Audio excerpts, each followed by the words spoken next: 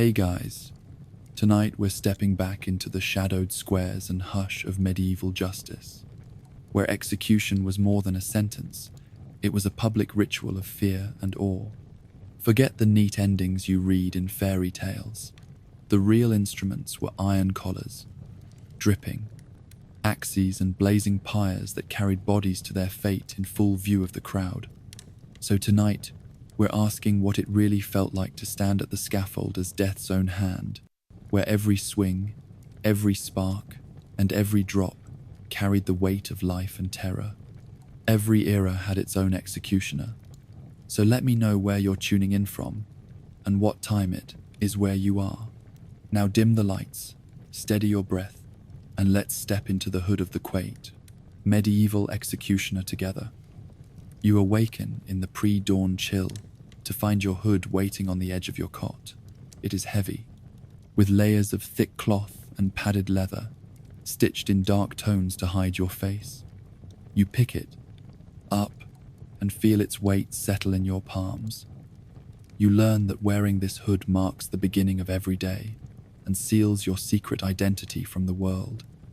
Pulling it over your head, you see only small slits for eyes. The air inside tastes stale and musty. You blink and let your sight adjust. Your ears strain to catch sounds otherwise muffled by the hood's thick fabric. You learn that the hood isolates you not only from sight, but from the comfort of open air and friendly voices. You step outside your chamber into the executioner's blockyard. Torchlight flickers against rough stone walls. Your assistant stands beside a wooden crate that holds your axe haft. You reach for the axe head, its blade gleaming despite the dark. You feel the cold steel against your glove and learn that this tool is both instrument of power and symbol of fear. Strapping the axe's haft to the block, you test the weight in your hand, even though you have swung this blade countless times. Its heft always reminds you of its purpose. You learn that the burden of the hood grows heavier when the axe rests in your grip. As the town stirs, you walk the narrow path to the gallows platform. With each step, the hood presses tighter against your face, a living thing that demands your obedience. You learn that behind the hood, you become both judge and executioner, a single soul wrapped in cloth yet bound to another's fate. Reaching the platform, you hear the murmur of the crowd gathering in the square. Torches cast, tall shadows. You feel the hush spread through the witnesses as they spot your hooded form. You learn that the moment you appear, the crowd knows both what will come and who must. Remain anonymous. You position the axe and test its blade with a featherlight touch against the wood. A spark of anticipation ripples across the faces of those waiting. You learn that an executioner's reputation passes through fear as much as through skill. A single slip can shatter that reputation and unleash vengeance. Your assistant releases the condemned from his cell. The prisoner staggers forward in chains, blinking at the torchlight and the gathered faces. You learn that behind your hood you witness the final terror in every condemned man's eyes. They see only the hooded shape and the blade poised to fall. You steady your breathing. The hood presses against your cheek. You feel the sweat trickle along your neck. Your hand wraps around the haft, and the wood nearly indents flesh beneath the grip. You learn that only firmness of purpose can steady the axe when every instinct fights the swing. The crowd falls silent as the prisoner kneels before the block. You learn that in that hush you hold sway over life and death. Each heartbeat echoes like a drum. You feel the axe's weight tugging at your arm. You raise the blade smoothly above your head. You learn that the hood teaches you discipline. You must lift in perfect form to ensure a single clean strike. Any hesitation or doubt could leave. The condemned writhing in agony and incite the crowd's wrath. With a single breath, you bring the blade down. The crack of oak and the prisoner's gasp fill the square. A silent moment follows. Then the assistant catches the fallen head. You learn that execution is a duet, yours and the assistant's, each movement precise and unforgiving. Sliding the hood free for a moment, you wipe sweat from your brow. Your face remains unseen by the crowd, yet you feel the weight shift from mask to bare skin. You learn that beneath the hood you are both honored and cursed. Society relies on your service, but demands you vanish behind cloth. You set the axe aside and step down from the platform. You learn that the hood's burden does not end when the blade rests. Each night, you return to your quarters still bearing the memory of the hood's tight embrace. Back in your chamber, you unfasten the hood and shake out its folds. The air feels sharp against your face. You hang it carefully on a peg. You learn that the hood must lie ready for the next time fate calls for your hand. You remove your coat and sit by a small fire to warm your numb arms. You taste iron in your mouth from the dust and the day's labors. You learn that the hood and the axe bind you to a destiny few would choose, yet yours by oath and by necessity. As darkness deepens, you lay aside the axe and close your eyes. The hood's shape lingers against your cheek as you drift into restless sleep. You learn that behind every executioner's hood lies a life shaped by the steady weight of cloth and steel. Before sunrise, the town bell tolls, and you stand again before the mirror in your chambers. You lift the hood from its peg and inspect its interior. The leather lining is indented where your forehead presses against it, and where a single small pad was once stitched, the pad has worn away so that now the hood sits directly on your skin. You learn that as the hood ages, it betrays more of your features to its own shape. You don the hood and feel the rough fabric brush against your ears. The weight settles onto your shoulders, tugging your posture into a careful balance. You learn that you must hold your head high yet remain watchful of every movement, for behind the hood your face must never betray emotion. Descending the narrow staircase, you pass the weapons rack. You remove your axe and lay your hands on its haft. The wood echoes your heartbeat as you lift it from its hook. You learn that the axe completes the ensemble of the hood, for cloth and steel together form your identity in the eyes of the world. You step into the yard where the assistant tilts a brazier to light charcoal. Sparks scatter like glowing insects. You feel the hood's fabric grow warm behind your neck. You learn that the hood seals you in a cocoon of heat and breath, even as the fire in the brazier promises to burn the condemned. The assistant fastens leather straps around your waist, where a coiled rope rests. This rope binds the condemned for hanging. You learn that your tools extend beyond blade and hood, reaching into every method of parting life from body. A page hurries with a message from the magistrate. A list of names awaits your signature before you depart for the scaffold.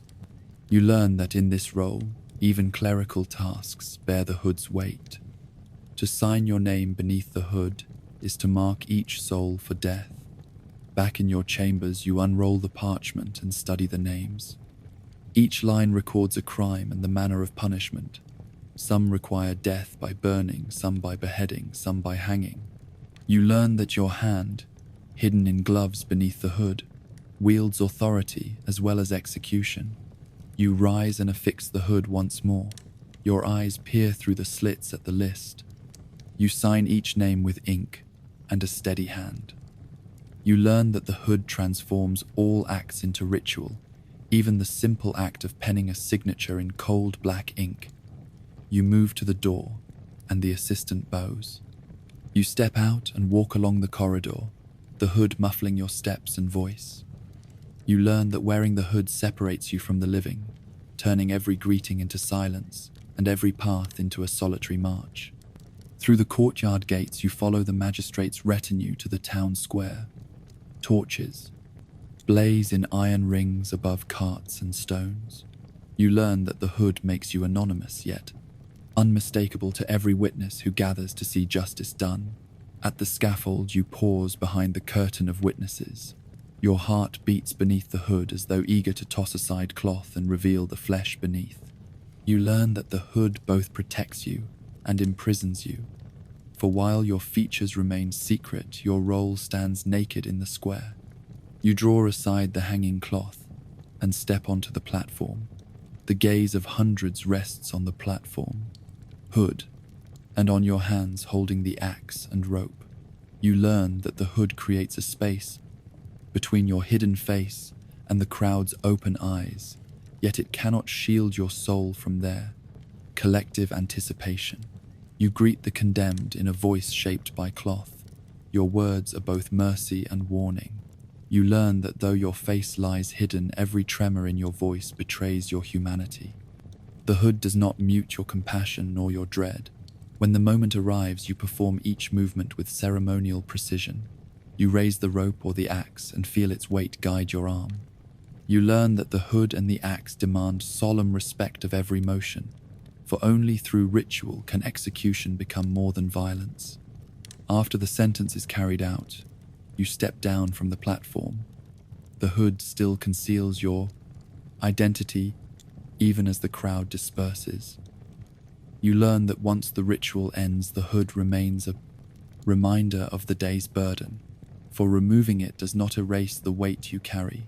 Back in your chambers, you peel off the hood and lay it on the table. You learn that each time you remove it, you face the world without the shield of anonymity. You feel the first cool breeze on your brow, and remember that behind every mask lies a man bound by oath and shadow. You awake before dawn to the sound of your master's voice echoing through the cellars beneath the castle. It is your first day as an executioner's apprentice. You rise on aching limbs and steady your breath against the fear pooling in your gut. You learn that the hooded path you have chosen begins in darkness, both literal and of the soul. You follow your master down narrow stone steps. Torches flicker against rough walls and you feel the chill seep into your bones. At the bottom, a long table is laid out with tools of the trade. Axes, swords, ropes, and tongs stare back at you like silent judges. You learn that here in the shadows you will learn to wield instruments of death with both skill and composure. Your master selects a short axe with a heavy blade. He hefts it, and you feel the weight in your own hands as he passes it to you. He nods and instructs you to swing slowly. You bring the blade down on a wooden block. The thud echoes, and you see how your hands tremble. You learn that each swing carries the power to end a life, and that mastering the fear begins with this first simple strike. He corrects your grip and shows you how to align the axe head with the eye slit of your future hooded mask. He whispers that precision spares agony for the condemned and shame for the executioner. You learn that in this role mercy hides within steel, and every swing demands respect for the life it will take. Next, your master leads you to a pile of dry firewood. He hands you a tinderbox and flint. You crouch on the cold floor and strike sparks into a nest of kindling. The tinder flares into flame, and you feed it carefully from a pile of wood. You learn that setting the pyre's fire demands equal care, and that too fierce a blaze can turn flesh to ashes before its appointed hour. Your master watches as you tend the flame. He teaches you to add wood in measured amounts, so that the fire grows steadily without sputtering or roaring too high. You learn that controlling flame is a lesson in balance, the same balance you must find between duty and remorse. You move next to a rack of ropes and iron collars. Your master fastens a heavy iron collar around a wooden dummy's neck and loops a length of rope through a pulley. He instructs you to haul the rope with even strength, so that a man's final breath comes swiftly and silently. You learn that a noose is not mere rope, but a tool of deliverance and dread that requires both firmness and gentleness in equal measure. As the lesson continues, you sense the weight of each tool. You learn that your muscles will grow hardened as the tools grow familiar, yet no physical strength can fill the void of the condemned eyes that will meet your own. This you accept in silence while your hands learn the motions of their grim task. When you falter the first time, your master strikes the axe haft across your shoulder. The blow stings sharply. He does not apologize. He whispers that hesitation becomes the condemned man's nightmare.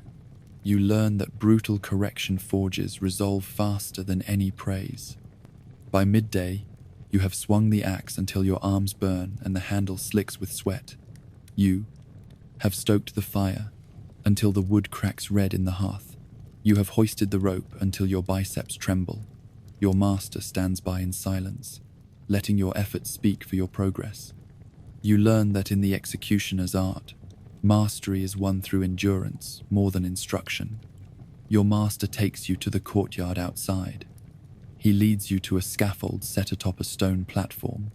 He places the hood in your hands. You learn that never again will you feel the wind on your face while wearing this mask of judgment. He shows you how to don the hood so that the eye slits align with your gaze. He tells you to practice moving, stepping, and kneeling while sight through the mask feels narrow and dim. You stumble at first, the hood muffling sound and crowding your vision. You learn that to act with certainty, you must become comfortable in constriction. Your master bids you to kneel before the blank block. You place your hands on the smooth wood and lift the axe. The hood presses against your brow, and your breath catches in your throat. You learn that every motion you practice here will echo in the square before the eyes of hundreds. With a steady exhale, you bring the axe down. The blade strikes the block without jarring your arm. You learn that control under duress is the executioner's most vital skill. Your master nods and leaves you to practice until sweat soaks the hood and your arms ache.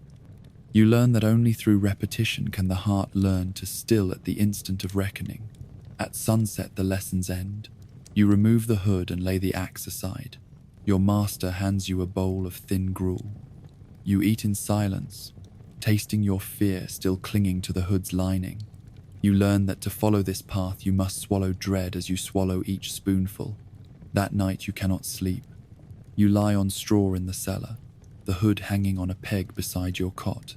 You imagine yourself donning it again the next day. You learn that in the executioner's world there is no rest between life and death, no respite for the apprentice who must learn to swing blade and light pyre without a tremor in his hand. Before the sun rises, you are back beneath the vaulted ceiling of the dungeon training room. Your master stands by a crude gallows crossbeam and hands you a coil of rope. Today he will teach you the rhythm of a hanging until your arm learns to haul without falter. You learn that executioners must master each method of death as precisely as a smith hammers steel. Your master fits a leather noose onto the beam and tells you to loop it under a weighted sack that serves as the corpse stand-in for a human form. You tug the rope and watch the sack rise until the knot rests neatly above the beam. He corrects your grip so your hand does not slip. You learn that the noose must slip, but not too quickly, and that every inch of rope matters. A page watches from the shadows and sets a small drum to beat a steady cadence. Your master explains that the crowd often hears a drum roll to signal the moment of death. You pull the rope in time to the drum and let the sack drop. The thuds echo and the sack jerks under its own weight. You learn that no matter how often you practice this fall, it never loses its gravity. Next, your master moves to the fire pit he has built inside the chamber. He sets kindling in place and instructs you to strike flint until sparks catch. The tinder flares and you feed the flames with dry wood. Soon the fire rises in a narrow column toward the ceiling. You learn that burning at the stake was as much ritual as execution. The blaze must be hot enough to punish but controlled, so that the condemned endured agony long enough to terrify onlookers. Your master brings out another weighted sack and sets it on a grate above the flames. He shows you how to adjust the firewood to raise or lower the heat. You learn that managing a pyre demands the same attention to detail as tending any furnace. Too much wood too soon, and the flames rage out of control. Too little, and the stake smoke chokes the crowd rather than crushing the victim's strength. He instructs you to shovel wood onto the fire in timed intervals. You feel the heat gust against your face and sweat drip down your brow. You learn that executioners were expected to be as comfortable in smoke and flame as blacksmiths in coals and hammer. After hours of practice, you step back from the pit and remove your soot-blackened hood momentarily. Your breathing is ragged but steady. You learn that physical endurance is tested in every form of execution. Your body must become as resilient as the tools you wield. Your master now brings a heavy execution sword from its rack. He balances its length across his palm and shows you how to hold it so the edge rests parallel to the floor. He demonstrates the swing on a block 5 times, each stroke precise and powerful. You learn that decapitation by sword demands a strength matched by a delicate timing so the blade severs in one clean motion. He hands you the sword and nods. You raise it above your head and swing. The blade cuts deep into the wood and comes to rest. You learn that a single millimeter of error could leave the condemned standing maimed and in agony. You lower the sword and grip the hilt more firmly. You learn that every muscle from wrist to shoulder must work in concert to send the blade true. Your master next introduces the weighted mace he used for crushing skulls when swords were not permitted. You press the mace into your palm. The weight bruises your flesh. You learn that in some regions blunt force was commanded for cruelty, or for cases where shedding blood was forbidden. You practice swinging the mace on a block wrapped in leather. The thud is hollow and final. You learn that even instruments of mercy fell short of sparing pain. By midday, your arms burn, and your lungs fill with dust and smoke. Your master stands before you and nods approval of your progress. He teaches you a final lesson in silence. He fits the hood over your head and leads you into the yard. He tells you that often executioners must work without word or warning, delivering fate in solemn quiet. You learn that the hood transforms every sound into muffled echo and every movement into ritual. In the yard, a crowd of guards stands at attention. They await your approach. Through the narrow slits of the hood, you see stoic faces and anxious eyes. You learn that your presence alone commands silence and fear. Your master signals you to step forward. You walk to the gallows and raise the rope. The drums begin again at his nod. You learn that command over life and death is exercised in precise choreography, even amid the violence of punishment. After you lower the rope, you return inside and remove the hood. Your cheeks are slick with sweat. You learn that training must press you beyond comfort, so that real executions may be delivered without hesitation. Your master dismisses you with a curt nod. As you climb the steps back to your quarters, you carry with you the weight not only of the hood, but of the lessons you have learned. You know that each rehearsal in shadows shapes the hand that must swing blade or stoke flame in the light of day. That night you lie on your thin bed of straw, beside the tools you have practiced with. The hood rests within reach. You learn that tomorrow you will don it once more and step into your destiny as a deliverer of death. You feel neither pride nor joy, but a solemn certainty that this path you walk demands every ounce of your skill, every drop of your nerve, and every quiet breath behind the hood. You step into the armory before dawn and find your tools of death laid out on a long table beneath flickering torchlight. Each instrument carries its own purpose and its own terror. You learn that in the executioner's craft, mastery of these tools transforms violence into ritual and turns justice into spectacle. First, you reach for the axe. The haft is smooth from years of polishing and fits your hand exactly. The blade gleams in the torchlight with a cold promise. You heft it lightly and feel its balance. A swing at the block below demonstrates how the steel will follow your will. You learn that an executioner's axe must be heavy enough to sever neck bone in a single stroke, yet balanced enough to swing smoothly without strain. You lay the axe down and move to the rack of swords. Each sword is forged for decapitation by blade rather than by axe. You draw one sword from its sheath. It is slender and long with a gently curved edge. You hold the hilt and feel its weight shift the moment you press your finger on the grip. You learn that a sword for execution must be honed to a razor edge. yet reinforced at the guard to withstand the full force of a blow aimed at the neck's joints. Examining the blade closely, you see the fine file marks that tell of a smith's finest work. You run, your thumb along the spine, and feel the slight taper that keeps the sword stiff under blow. You learn that even a slight unevenness in temper can cause the blade to bend or shatter. Only top quality steel survives the demands of justice. Next, you turn to the iron collar, a solid ring of iron with a broad band and a reinforced hinge. It rests on velvet as though it were a jewel. The collar fits around the condemned neck and locks with a small padlock. You lift it and feel its weight. You learn that once closed, the collar crushes and holds the head in place so that every movement of the axe or sword is guided precisely. Without this simple tool, you become only a butcher rather than a dispenser of law. You open the collar's hinge and place it around your own neck to test the fit. The iron cools quickly against your skin. You learn that the collar must frame the neck without slipping, yet must not cut so deeply as to bleed before the executioner's blade or rope arrives. It is a balance of restraint and relief. You remove the collar and lay it back on the table. At one end, you see a heavy pot of iron with a long handle. You learn that this fire pot holds coals to light the pyre or to heat irons used in torture. You lift it carefully to feel the weight.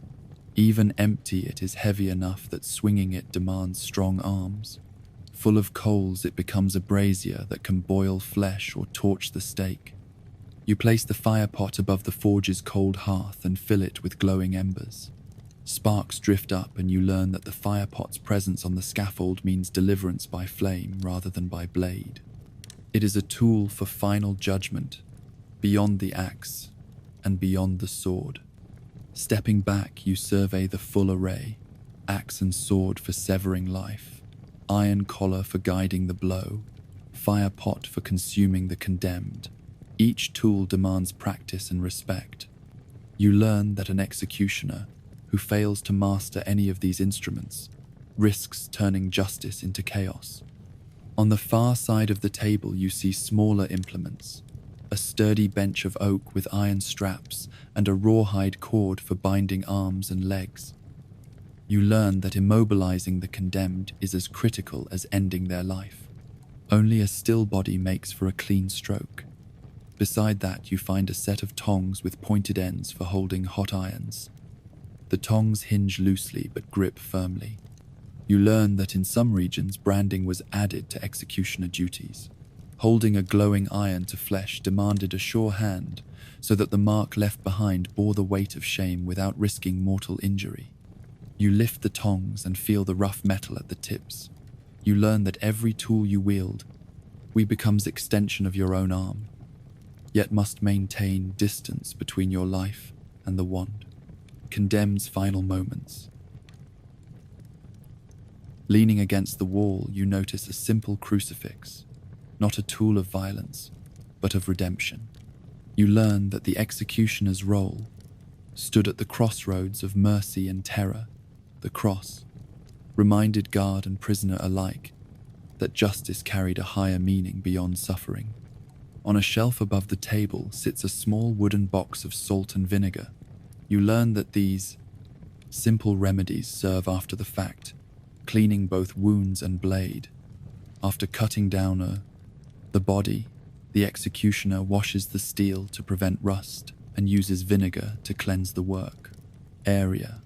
The ritual of cleansing carries symbolic meaning as well as practical function. You take a pinch of salt and taste its granules on your tongue. Bitter and dry, it cuts through the metallic tang that clings to you after each execution.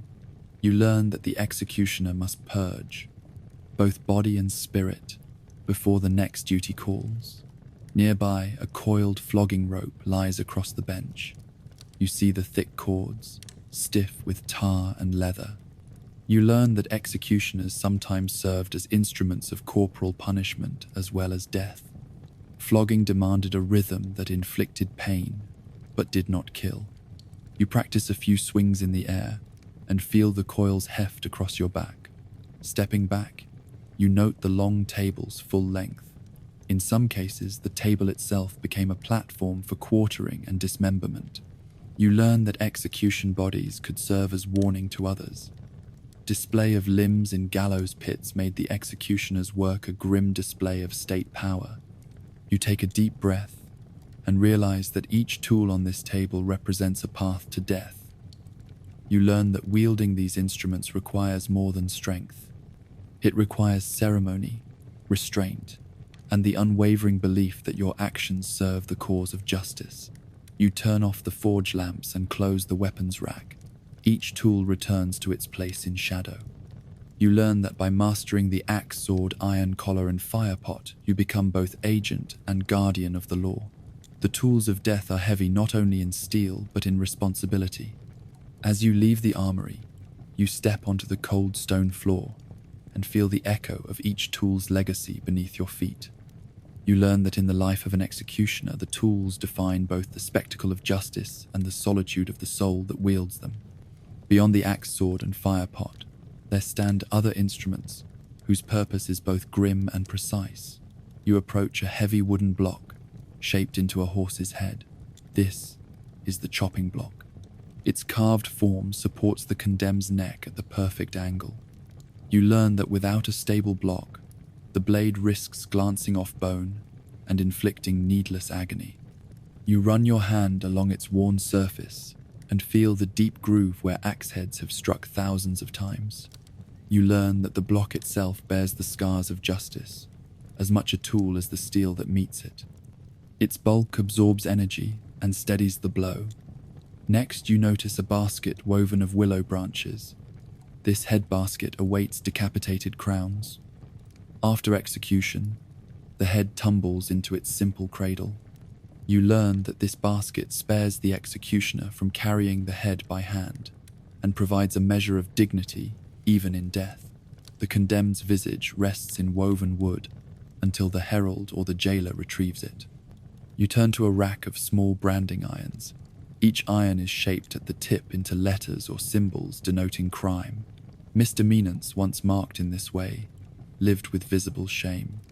You learn that branding irons serve as living notices, turning flesh into public record. You pick up an iron and weigh its length. The handle is long to keep the executioner's hands from the burning end. Behind it you find a set of manacles and a short chain. These iron cuffs clamp around wrists. You learn that securing the condemned prevents last-minute resistance or escape. The chain links rattle quietly on the hook where they hang. You test one cuff and feel its cold swirl of metal. Even this simple device demands strength to open and close without slipping. On a shelf rests a wooden stool with an iron ring at its center. The condemned sits here for questioning or for penance before execution. You learn that in this seat the prisoner faces shame even before death. The ring secures the neck to keep the body upright. This chair of restraint leads either to confession or to final sentence.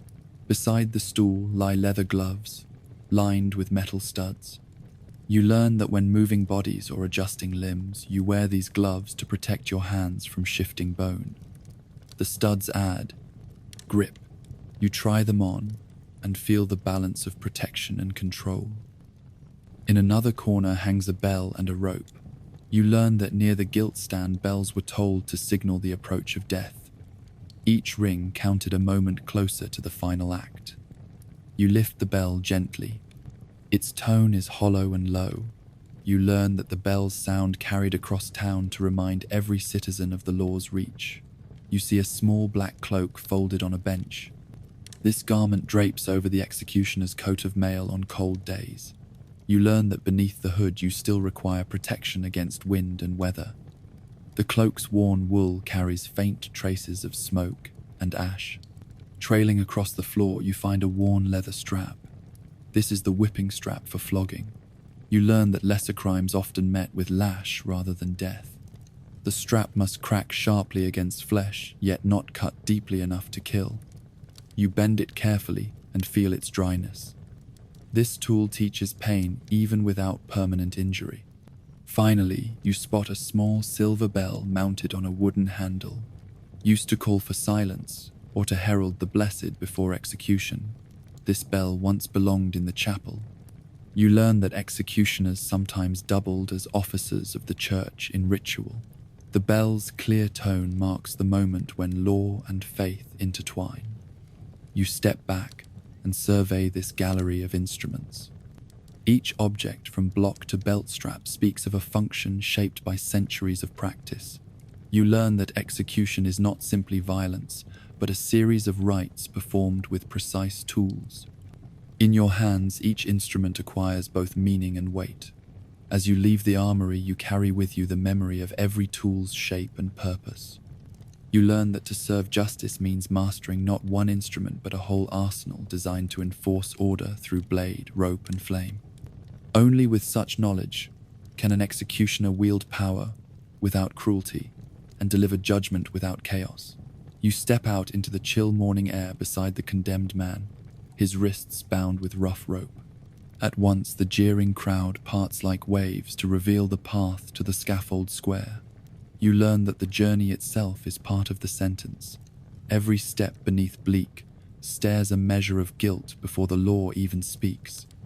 The procession begins at the prison gate. Torches burn in simple iron rings, and guards march beside you in heavy metal breastplates.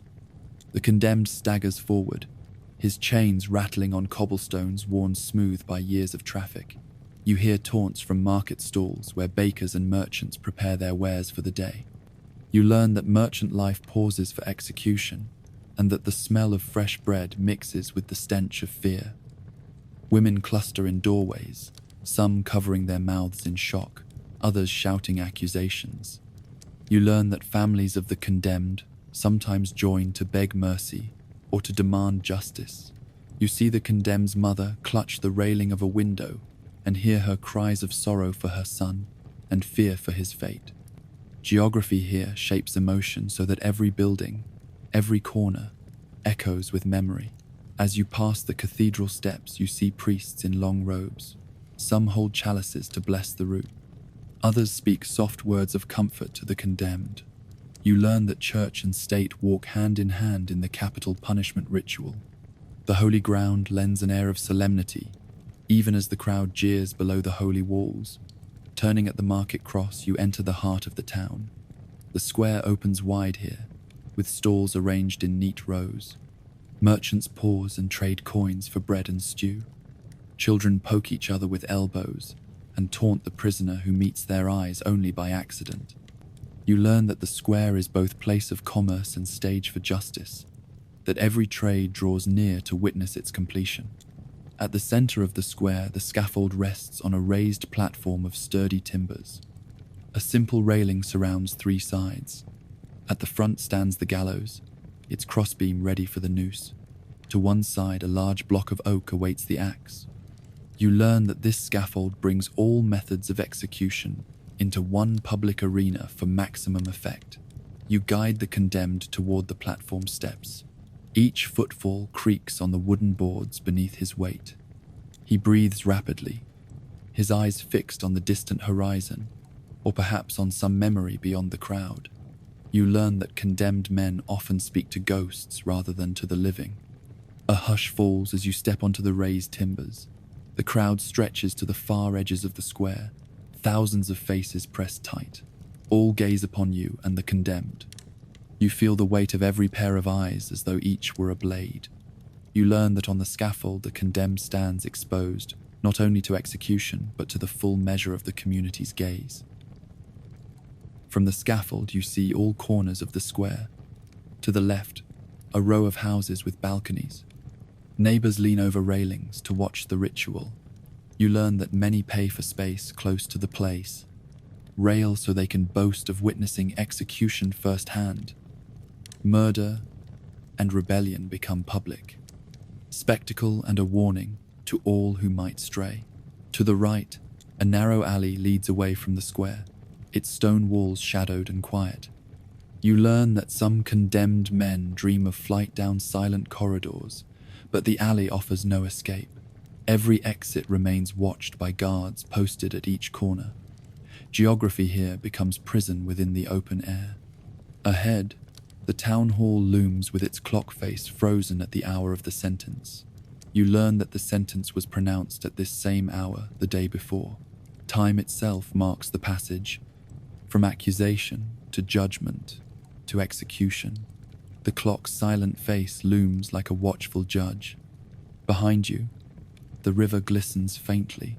Boats stir at the quays. You learn that condemned men sometimes beg to be drowned rather than hanged or beheaded, seeking mercy in water rather than wood or steel. Yet no petition finds favor while the scaffold stands. The executioner steps forward and raps his axe handle upon the block. The sound clatters through the square. A guide for the condemned you tell him to kneel, and your assistant fits the iron collar around his neck. You learn that the motion brings the ritual to its final stage, every tool and every place in the square serving its purpose together. The condemned kneels and bows his head. The noose drops from the gallows beam. Gasps and cries ripple through the crowd. You feel the hood's fabric press against your brow as you watch the condemned's final moment before life slips away. Geography defines every sense here. The cold wind, the hard wood, the hush before the sound.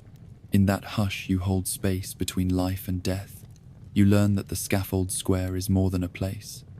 It is a vessel for the community's fears and hopes. Every foot of the platform carries the promise of justice and the weight of mercy denied. The noose tightens with a soft click, and the condemned's body drops out of view. A stifled cry runs through the crowd, and then silence again. You learn that in those seconds, geography transforms from stage to liminal space, where one life ends and another day dawns. Hours later, the scaffold stands empty. Blood and shreds of cloth stain the boards. The crowd disperses back to market and to homes. You learn that when geography returns to commerce, the shadow of the scaffold lingers in every alley and in every house near the square. At sunset, you pass through the square on your way home.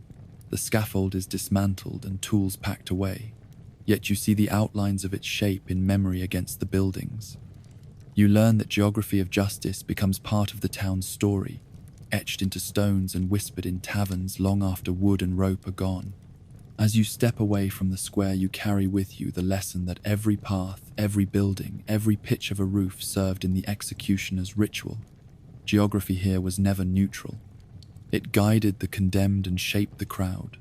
You learn that justice wore the square like a mask, and that only by understanding place can one fully grasp the depth of the sentence carried out within it. Before the first break of dawn, you and your assistant ready the scaffold square for the day's grim ceremony. Your tasks transform the town center into a stage of judgment. You learn that every plank laid and every tool arranged shapes the condemned's final journey.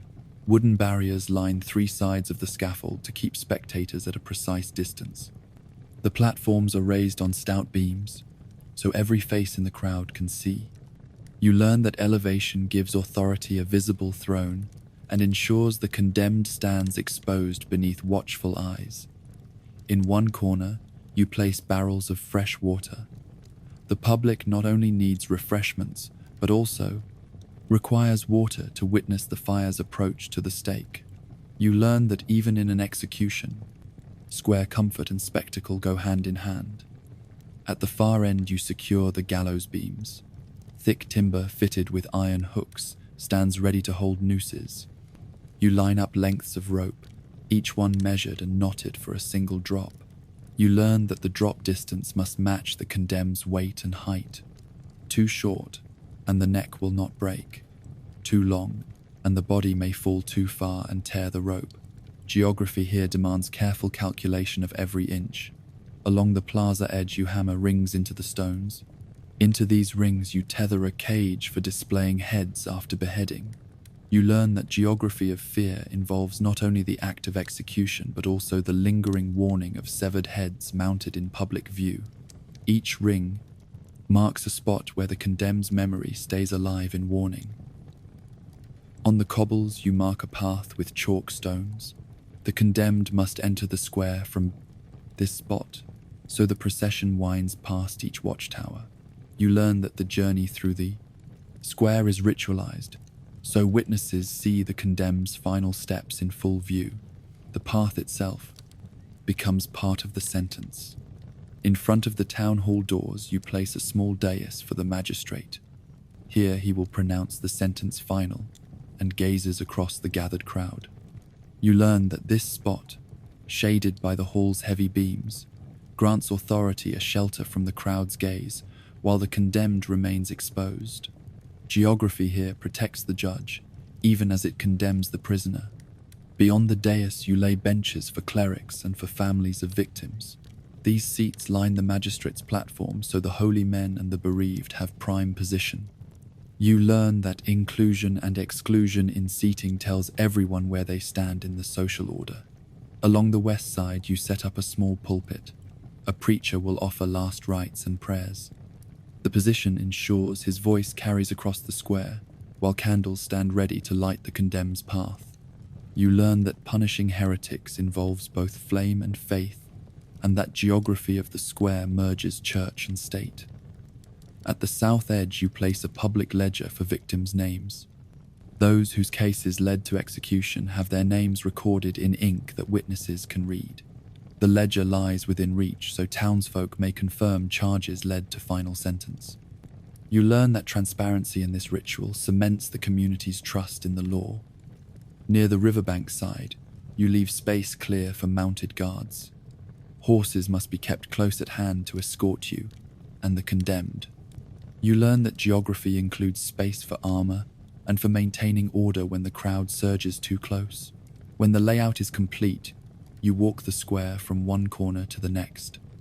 You step on each marked path and practice the procession's pace. You learn that anticipation builds with every measured pace, and that the condemned's passage through the square fixed the moment of judgment in space and time. Behind the barriers you watch, townsfolk begin to gather. You note their positions relative to the scaffold. Some stand on tiptoe at the front, others lean on parapets above. You learn that people stake out their own places in the geography of punishment to feel closer to power or to crime. By midday, the square thrums with expectation.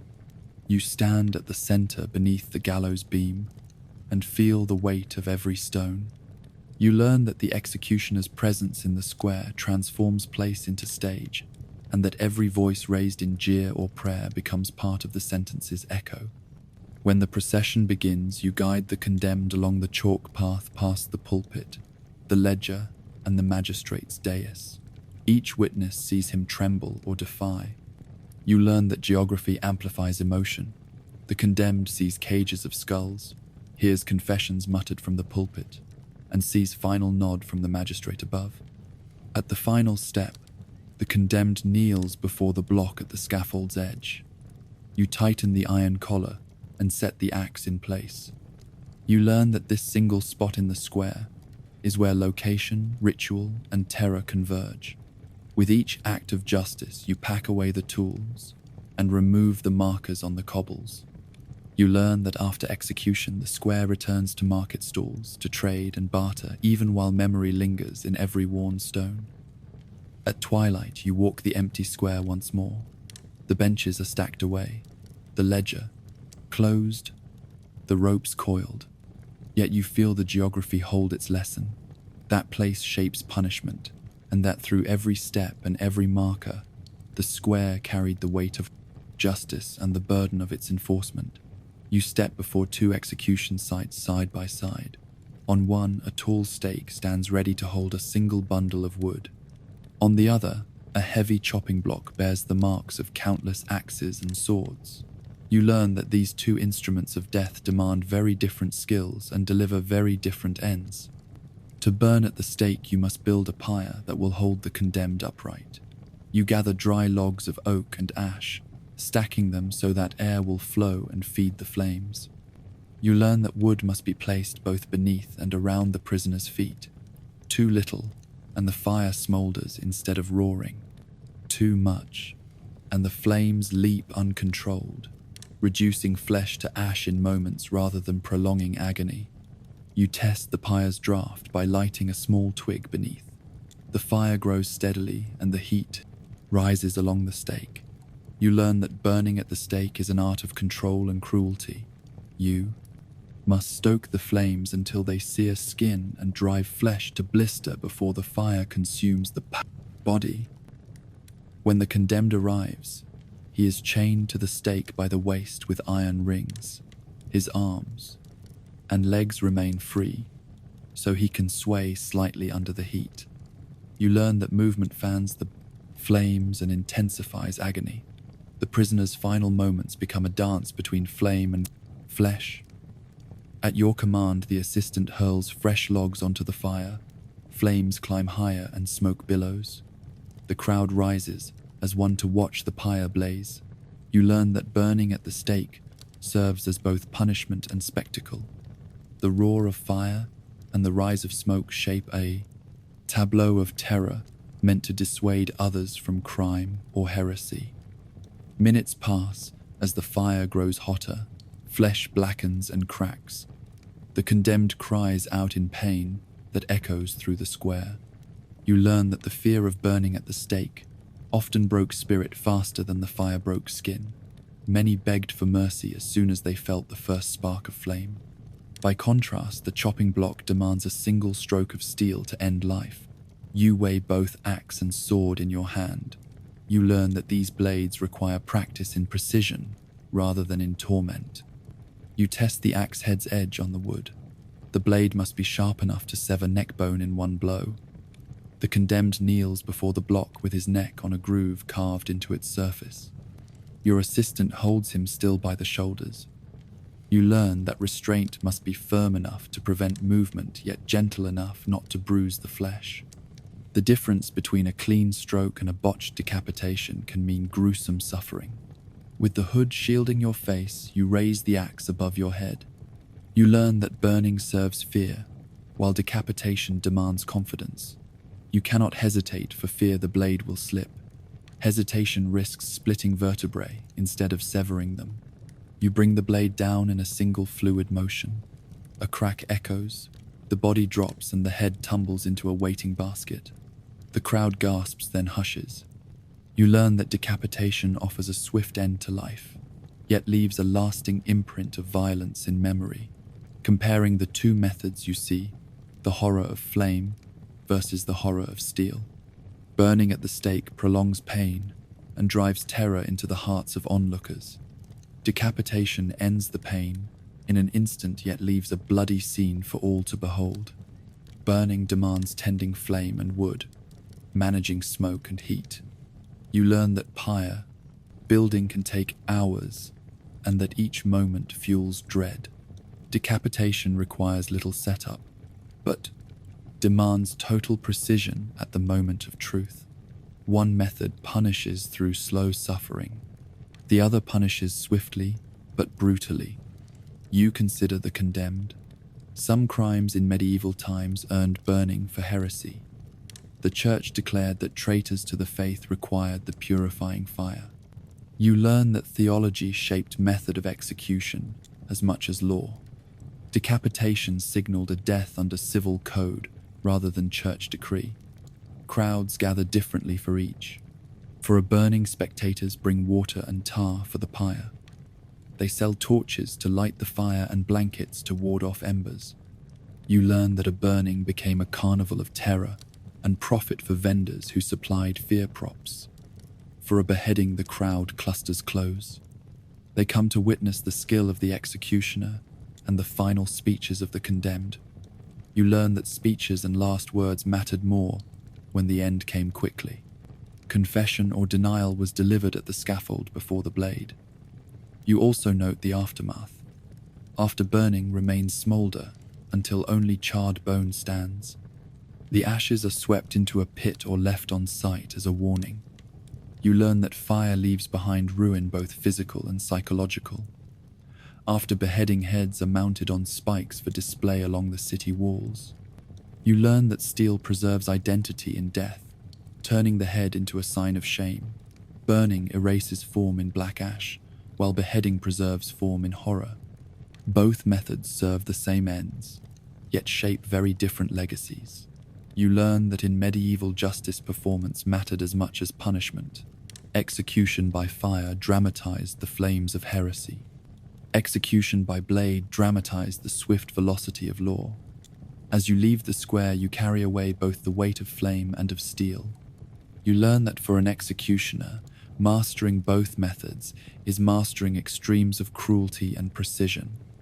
Ultimately, both serve the state and church, yet both demand from you endurance beyond human limits. You stand at the edge of the scaffold square and look first to the pillar of flame and then to the block of oak. Each method of execution follows its own rules of fire or steel. For burning at the stake, you must first prepare the wood, so it will light easily and burn steadily. You gather oak logs, because they burn long and hot without collapsing too quickly. You learn that dry wood, split into long lengths, makes a stable framework around the stake. Underneath, you stack smaller kindling to feed the flame until it reaches the larger beams. If you allow too much space between logs, the fire can burn too low and smolder. If you pack the wood too tightly, the heat cannot circulate and the fire suffocates itself. Once the wood is arranged, you anchor the condemned to the stake with iron rings placed at chest height and again at the waist. This keeps the prisoner upright and prevents them from falling into the flames as the supports burn away. You learn that the position of the rings determines how the body will sway. A single slow sway fans the flame against skin without crushing the ribs. A larger arc can injure the condemned against the stake itself. Lighting the fire begins with a torch dipped in tar. You must strike the torch against flint near the base of the kindling. A single spark catches and you thrust the torch into the wood. The flames leap up and light the surrounding logs in a ring of orange that soon grows tall. You learn that once the fire rises past a certain height, it feeds upon itself and spreads to the stake behind. The condemned cries out at the first lick of flame. The crowd leans forward to watch. You learn that in burning, the horror unfolds over time. Smoke rises thick and black. Skin blisters into dark bubbles, then cracks open. The flesh sears, and the heat grows so intense, even the distant crowd recoils at the sight of flesh melting. In contrast, decapitation demands speed and precision. You approach the chopping block with your chosen blade at your side. The prisoner kneels and places their neck in a carved groove. Your assistant steadies the shoulders to prevent any movement. You learn that the block itself must be at a height that allows your arm to swing freely while keeping your back straight. With the hood over your head, you raise the axe or sword above the block. Your grip on the haft or hilt must be firm yet flexible. A tight grip can cause the blade to twist on impact. A loose grip can let it rebound and injure your hand. You learn that perfect grip lies between both extremes. You bring the blade down in one smooth motion. The blade meets wood and flesh in a single moment. Bone crushes under the steel's edge. The head separates cleanly and falls into a waiting basket. You learn that a successful decapitation spares the condemned prolonged agony. One swing ends life instantly. After the act, you wipe the blade clean on a cloth dipped in vinegar and salt. This prevents blood from corroding the edge. You learn that maintaining the blade's sharpness and cleanliness ensures it performs reliably the next time. A dull blade risks splitting vertebrae instead of cutting through them. Returning to burning, you watch the flames reach the prisoner's shoulders. Smoke stings your eyes and you blink rapidly. You learn that in burning, the executioner must remain vigilant throughout the entire ordeal. A sudden gust of wind can push embers toward the crowd. Logs can shift and crush the condemned prematurely. You guide the assistant to add wood slowly, monitoring both flame height and wind direction. You notice that burning often requires a second tool. A long metal bar must jab the fire at the base when drafts ebb. The fire pot you carried holds glowing coals which you drop among the logs to restart dying flame. You learn that fire at the stake is unpredictable and demands constant attention. The crowd erupts in gasps and cries. Some turn away from the spectacle of burning flesh. Others lean in for the smell of smoke and charred hair. You learn that burning at the stake is both communal ritual and grotesque theatre. It holds the crowd's gaze in horror and awe. In the case of sword or axe, the horror reveals itself in sudden silence. After the crowd's gasp, there is a brief pause before someone starts the call of lament or the reading of final rites. You learn that decapitation's clarity of sound and finality offer a moment of reflection that burning does not allow. You compare the tools, the axe whose heavy head drives bone apart, the sword whose edge slices cleanly through flesh, the noose whose noose tightens until ligaments snap. Each instrument marks a different path to death. You learn that an executioner must master all these methods to serve the law's varied demands. After rounds of beheading, you must care for the block and the blade. You wipe the block with oil to preserve the groove. You sharpen the blade on a stone wheel and hone the edge with leather. You learn that each tool has its own maintenance ritual to remain fit for purpose. After rounds of burning, you gather the ash and bones. You douse the embers with water and vinegar to prevent reignition. You rake the remains into a pit or scatter them by the river. You learn that fire leaves behind residue, both physical and symbolic. The ash cannot speak, yet it remains as proof of what once was alive. At the end of the day, you store the sword and axe in the armory. The block and the pyre wood remain in place for the morning's work. You learn that preparation for execution must continue, even when the square lies empty. You step away from the scaffold square and feel the weight of both fire and blade lingering in your soul. You learn that the executioner's burden is not only the tool in his hand, but the method of death he serves. Burning at the stake consumes flesh in slow agony. Decapitation separates life in a single instant. Together they form a spectrum of cruelty under law. In the quiet of your chambers, you place both tools before you. You lay your hand on the hilt of the sword and then on the haft of the axe. You learn that executioners become defined by these instruments as much as by their own hands. Tonight you will rest uneasy, tasting ash and steel on your tongue in dreams. You know that tomorrow you may again stand between fire and blade, ready to deliver justice in its starkest forms. You arrive in the square before dawn and find the first trickle of townsfolk gathering at the railings around the scaffold. You learn that executions are public rituals meant to involve the entire community in the enforcement of law and morality. Merchants set up tables in the nearby market and begin to display wares, hoping to catch the morning trade of those drawn by the promise of spectacle. A baker passes through the crowd selling warm loaves, the scent of fresh bread mingling with the faint tang of ash from the previous day's pyre. You learn that commerce and justice share common space on the execution day, each reinforcing the other in a pattern as old as the town itself. Families arrive next, mothers and fathers bringing children to see the ritual of justice from a distance. Boys point excitedly at the platform, and girls whisper as they gaze upon the tools laid out on the block. You learn that the practice instills respect for the law from the youngest ages. The square becomes an open lesson in obedience and consequence. At one corner stand the town elders in their robes of office. They wear tall hats and carry walking sticks adorned with silver. Their presence marks the authority that stands behind the sentence. They greet the arriving magistrate with bows and lead him to a raised dais near the front of the scaffold. You learn that the magistrate's role is both judge and actor in this communal play. His every gesture must convey the gravity of the law. A church bell tolls once for each decade of the condemned man's life. You see priests in long black gowns step onto the scaffold wearing stoles of embroidered gold. They bring a small chest of holy water and a leather-bound book of prayers.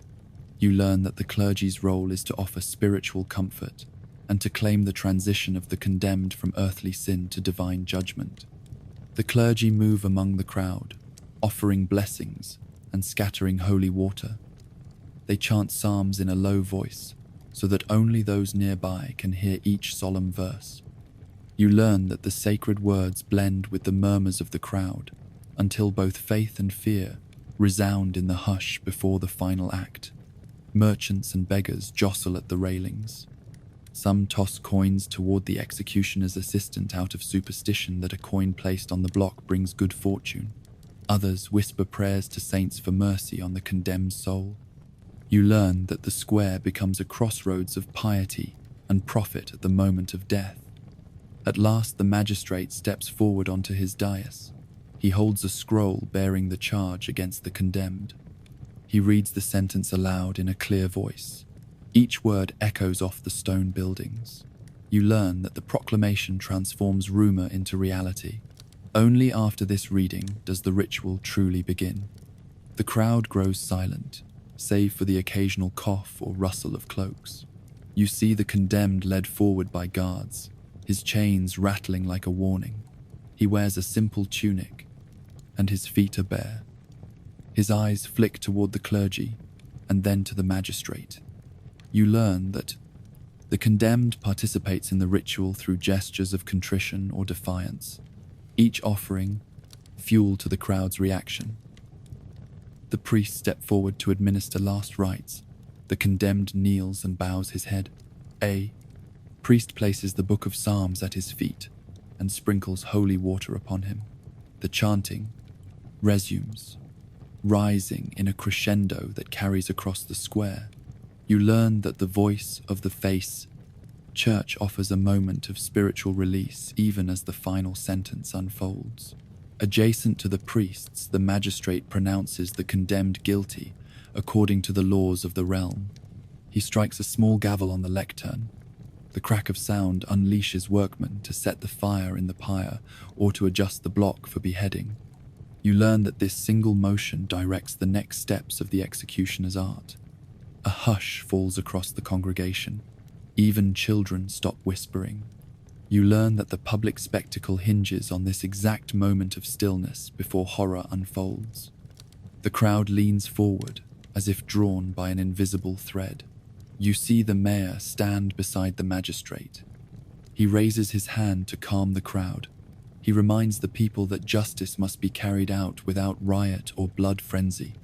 You learn that civic leaders guide the emotional energy of the square, turning raw outrage into ritual order. Guards step forward to remove the condemned's tunic, if burning, or to adjust his posture before the block. Each act occurs under close watch. You learn that privacy is forbidden in this ritual. Every detail must be visible and accountable. When the condemned is ready, a single torch is brought forward. The sheriff's son hands it to the executioner's assistant. He lights the pyre or holds it by the block. You learn that the torch stands for both illumination of justice and the spark of death. The crowd reacts in a chorus of gasps and prayers. Some cross themselves, others shake fists at the prisoner. You learn that in this public drama, each spectator finds a role: witness, commentator, devotee, skeptic, all bound by the shared experience in the square. After the deed is done, the clergy move among the crowd again, hearing confessions and offering absolution. The magistrate steps down from his dais, and the square slowly empties. You see silent groups lingering, discussing the merits of the sentence. You learn that the public spectacle prolongs beyond the execution itself, as townsfolk carry the event into homes and taverns. By nightfall, the scaffold is dismantled, and tools return to the armory. Yet you know that the ritual survives in memory and in story. The square cleanses itself by dawn, ready for market, and for the next performance of justice. You learn that in the public spectacle, the executioner and the crowd together enact the law's ultimate demonstration. As dawn light filters into the square, the crowd already pulses with expectation. You stand behind the scaffold rails and study the gathered throng. You learn that the execution begins long before the condemned appears. Each participant occupies a precise role in this human drama of law and terror. At the edge of the platform, the magistrate prepares to speak. His robes bear the town's seal, and his expression is solemn. He carries a scroll containing the law's words and the details of the condemned's crime. You learn that the magistrate's voice must ring clear and firm, so that every spectator understands that this ritual is sanctioned by authority. Behind him, the town clerk arranges parchment and ink. When the sentence is read, the clerk will record it in the official ledger. You learn that this step transforms the spectacle into permanent record.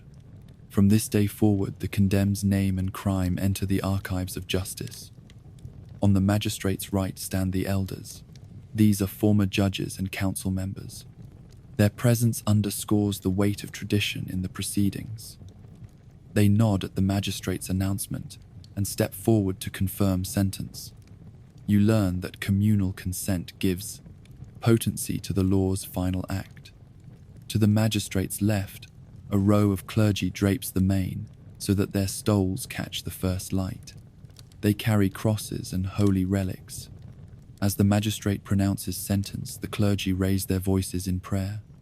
You learn that the church adds the promise of redemption to the punishing force of the state. Behind the clergy, a choir lifts its voices in a plainchant. The melodies rise and fall with deliberate slowness. Each note hovers over the crowd and reminds spectators that mercy and suffering intertwine in this hour. You learn that music shapes emotion as potently as words shape law. Along the sides of the square, soldiers in breastplates form ranks. Their presence keeps the crowd within bounds. You learn that the watchers outnumber the watched, and that disciplined force prevents mob rule. Silence holds until the last echo of the condemned's plea fades. Near the front, a small group of guildmasters and merchants stand apart. Their attendance signals that every member of society recognizes the gravity of the event. You learn that participation by artisan and merchant class, as well as clergy and nobility, renders the execution a truly communal rite. At the rear of the square sit families of the victims. They hold placards, naming those lost to the condemned's actions. Their tears and quiet prayers fill the air with personal sorrow. You learn that their grief brings a human face to justice. It reminds all that the laws protect lives as well as punish wrongs. As the condemned is led onto the platform, the magistrate raises his hand to command silence. A hush descends. You learn that authority finds its most potent voice in silence, and that the absence of noise prepares the crowd's senses for the final act. The magistrate intones the sentence. His words roll across the square and reverberate off stone walls. You learn that hearing the legal basis for death unites spectators in shared knowledge. The law becomes not abstraction but lived moment. The clergy advance to offer final prayers. A priest holds up a chalice of holy water. He sprinkles droplets toward the condemned and the audience alike. You learn that the clergy's gesture offers spiritual purification not only for the prisoner, but for all who bear witness. The water's soft patter on cloaks and stones marks a contrast to the brutality to follow. A cleric reads a passage from sacred text in a voice at once gentle and solemn. As he speaks, the passages of mercy and judgment echo across the square. You learn that the resonance of scripture elevates the execution from mere violence to moral teaching. The condemned becomes a subject in a larger drama of sin and redemption. Once prayers conclude, the magistrate nods to you. The sword or the axe waits at your side. A guard hands you the weapon. You learn that in this moment the executioner carries both the physical instrument and the communal weight of law. Every eye in the square follows your blade. You step forward. Your hood muffles sound and sight both.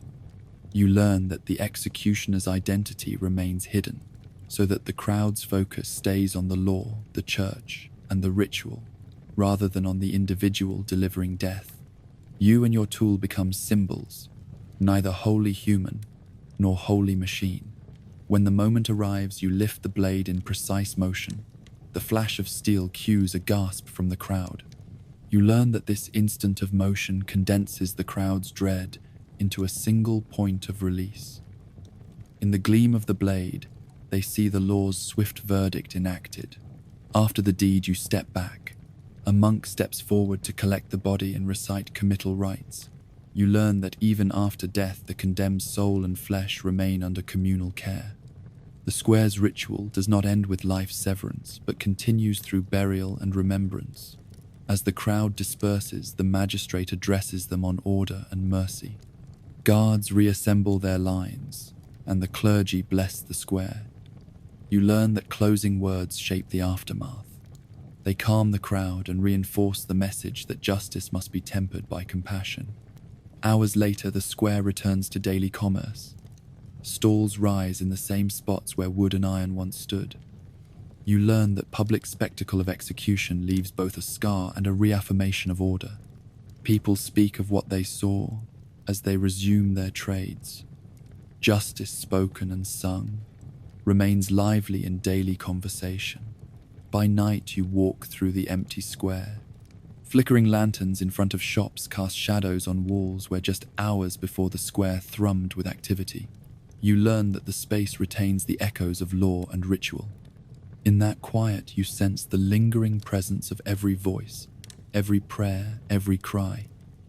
You understand at last that the public spectacle of execution binds every level of society in a shared experience. The crowd learns law, the clergy teach faith, the magistrate vindicates justice, and the executioner performs fate. Together, they enact a ritual that transcends mere punishment and becomes a cornerstone of communal order. You stand by the executioner's block as dawn light filters into the square. Word has arrived that a royal reprieve may be on its way, and the condemned on the steps awaits news of mercy or continued sentence. You learn that for an executioner, mercy can be as heavy a burden as the blade itself. Your assistant brings you a sealed parchment from the magistrate. You break the seal and read the words aloud so that all may hear. By order of the crown, this sentence is stayed, and the prisoner is to be released forthwith. The crowd reacts with a mixture of cheering and groans. You learn that when mercy arrives at the scaffold, it can inflame hope, and then anger with equal force. You turn to the condemned who kneels before the block. His eyes fill with tears. He bows his head in gratitude. You learn that for him this moment means survival and the chance to return to life beyond bars. For you it means complication.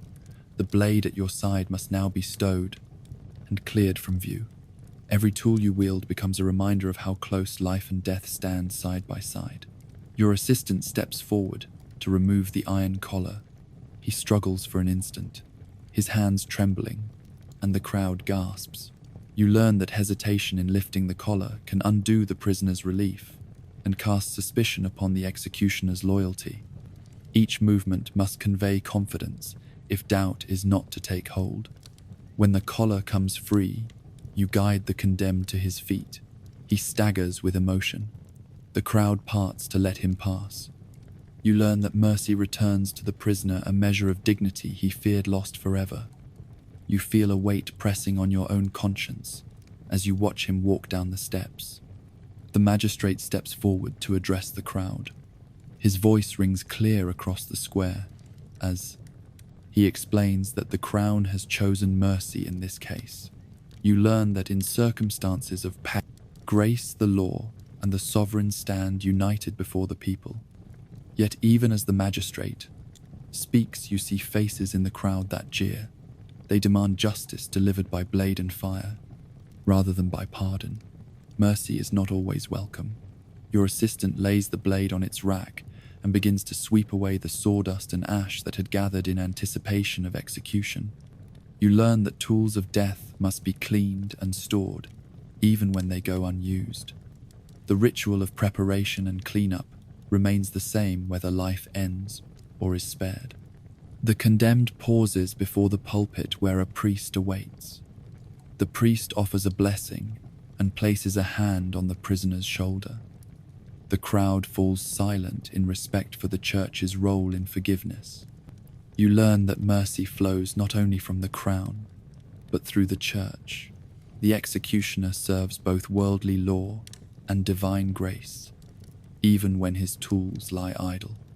As the prisoner leaves the square, some spectators throw coins to the church to celebrate divine mercy.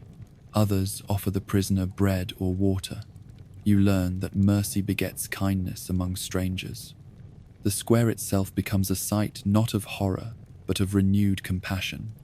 When the crowd disperses, you return to your chambers and hang your hood on the peg. You learn that the hood conceals your face not only in death, but in mercy. You must remain unseen so that your identity never shapes the public's view of either justice or grace. Your apprentice stands nearby, holding the axe and sword. He looks to you uncertainly. You learn that teaching mercy to an executioner's apprentice is as difficult as teaching skill with steel. He must learn that there are days when the blade rests and the spirit rises. You take down the blade and inspect its edge. You hone it carefully on the whetstone. You learn that a sharp blade is a blade ready for duty, yet its cutting edge must await only lawful orders. You feel the cold steel under your hand and remember how easily it could end life. Mercy spares that life for now. Outside the window, you see the magistrate's carriage departing with the prisoner inside. Guards on horseback escort the prisoner beyond the city gates. You learn that the journey of mercy can be as long as the journey of punishment. The prisoner must regain trust, rebuild reputation, and live with the memory of his brush with death. By nightfall, you walk through the empty square. The scaffold stands silently waiting for the next sentence. You learn that both mercy and justice remain in stasis until the law once more demands action. Your tools of death stand ever ready beside your tools of mercy. In your quarters you kneel to pray for the prisoner's soul and for those who sought his blood. You place your hands above your hood and thank the divine for the chance to wield justice with compassion. You learn that the executioner's burden is not only the weight of the axe, but the weight of mercy bestowed. As you lie on your straw bed, you reflect on the day's turn. You learn that hesitation at the moment of reprieve can cost you trust and sow doubt among the people you serve. Yet you also learn that mercy is the highest form of justice, and that delivering grace may be the most formidable task of all. You drift to sleep beneath the hood's shadow, both executioner and guardian of mercy. When the reprieve arrives too late, you face a horror unlike any other. You hear the trumpets from the castle gate and see the clerk rush forward with a scroll in hand. You learn that timing is everything. If you have raised the blade already, then mercy cannot undo the moment the steel met flesh. You must decide in an instant whether to stay your hand or carry on. You stand at the scaffold with the prisoner kneeling before you. His neck is bare where the collar has been removed. One eye flicks toward the approaching clerk. You feel the hood pressing heavy on your brow and the axe haft clicking against the wood. You learn that the weight of mercy can fall like lead when it is called for at the last heartbeat. The clerk reaches the platform and gasps that the sovereign's pardon comes too late. You stare at the condemned and at the scroll trembling in the clerk's hand. The crowd stirs. Some whisper in anger that mercy has toyed with a hangman's blade. Others murmur gratitude that the prisoner may yet live. You learn that public opinion can turn as swiftly as a blade. You lower the axe a fraction and lift it again. The prisoner's eyes widen. You taste dust in the air and the tang of sweat on your tongue. You learn that hesitation risks both the condemned's fate and your standing with the magistrate.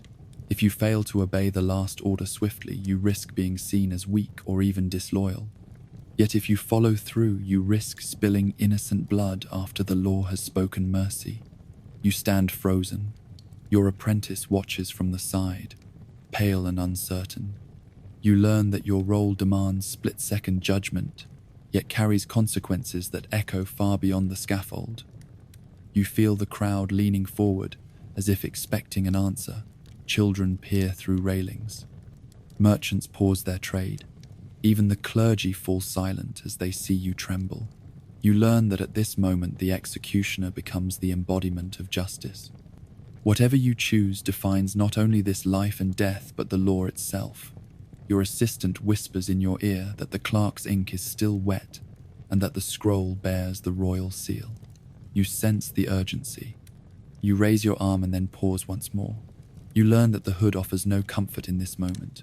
It shields your face but not your conscience. At last you step back from the block. The axe lowers to rest against the platform floor. A murmur ripples through the crowd. Some cry out in protest.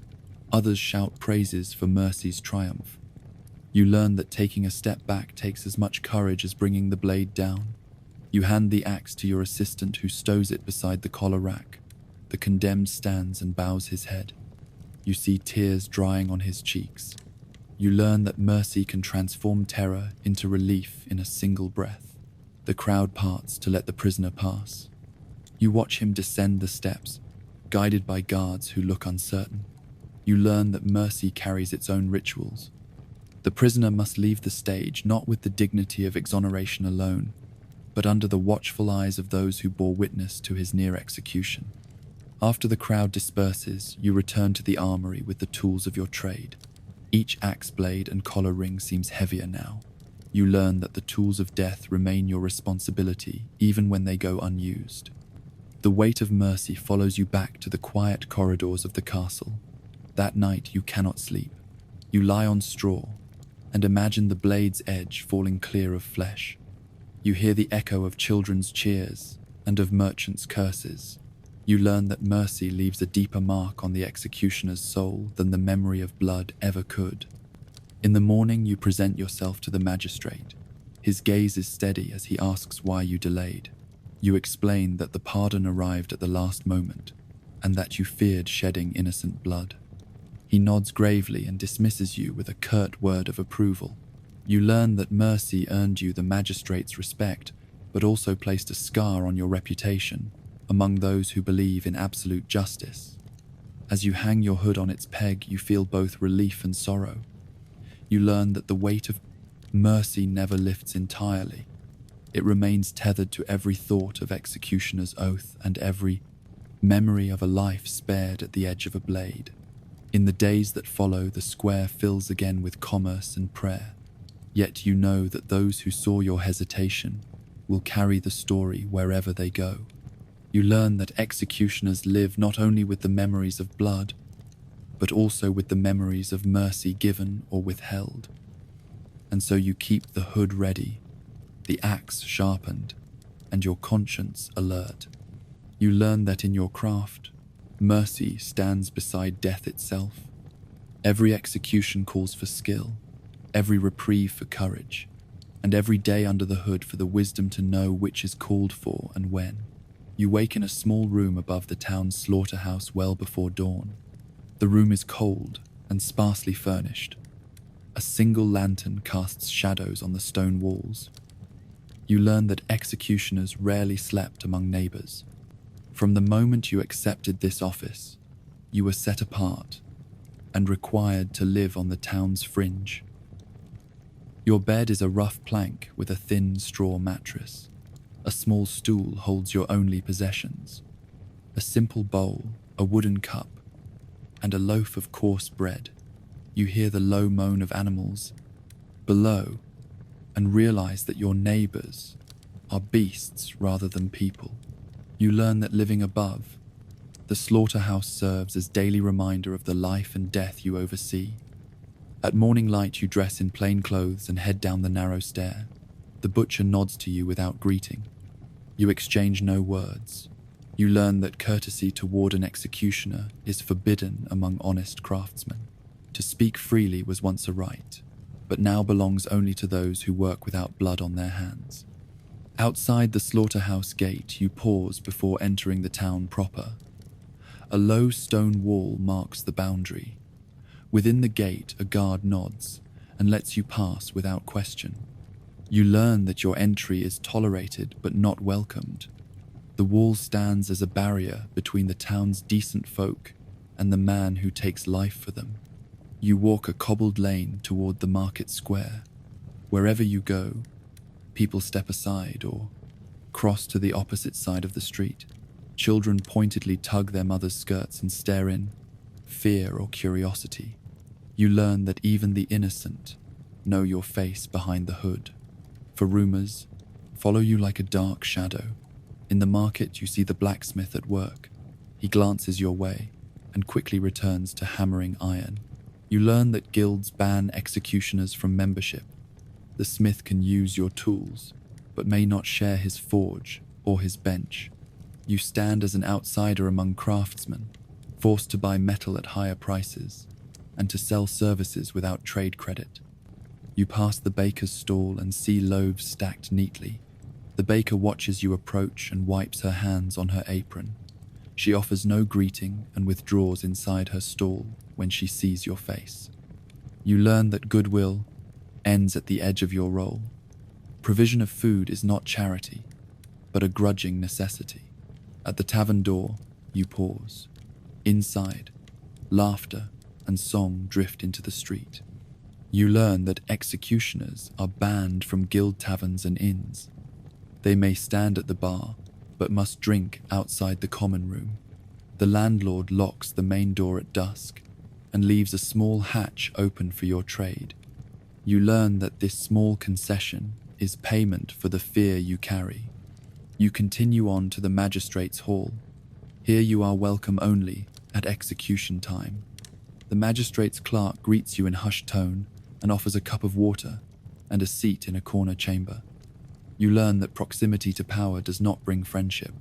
You serve the law, yet remain unworthy of fellowship.